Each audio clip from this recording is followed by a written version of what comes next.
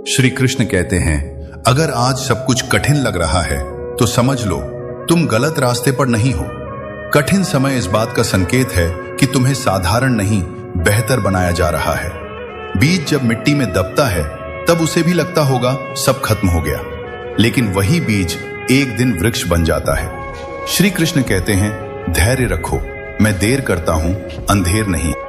श्री कृष्ण कहते हैं, जो प्रतीक्षा करना जानता है वो कभी खाली हाथ नहीं लौटता, क्योंकि धैर्य के भीतर ही आशीर्वाद छिपा होता है। आज यदि तुम्हें कुछ नहीं मिला तो निराश मत होना। शायद तुम किसी और बड़े लक्ष्य के लिए तैयार हो रहे हो।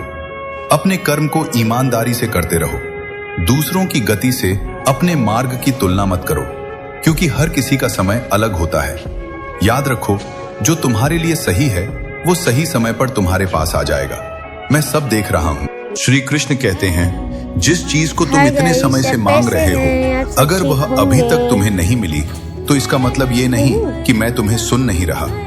कभी कभी देरी दंड नहीं होती, बल्कि तैयारी होती है। तुम्हारी इच्छाएं तुम्हें पता है, पर तुम्हारी जरूरतें मुझे। इसलिए विश्वास रखो, जो तुमने मांगा है वह सही समय पर तुम्हें जरूर मिलेगा, और तुम्हें उतना ही देगा जितना तुम संभाल सको। बस चलते रहो, मैं तुम्हारे साथ हूं।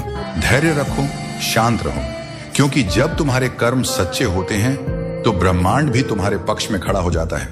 हाँ, राह लंबी लग सकती है, मंजिल देर से दिख सकती है, लेकिन जो तुम्हारे लिए सही है वो किसी भी हाल में तुम तक पहुंच कर रहेगा।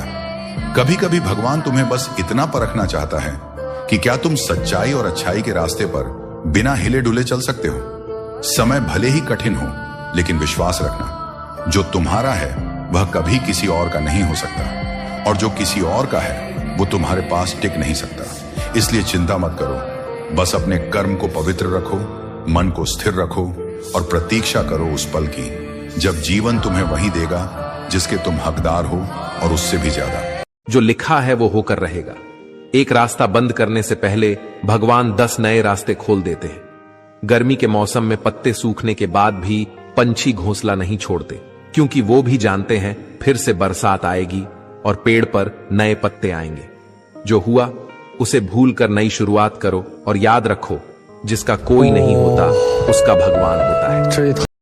श्री कृष्ण कहते हैं, कोई कुछ भी बोले, कितना भी बुरा कहे, तुम अपने मन को शांत रखो। जैसे गंदा पानी अपने आप बैठ जाता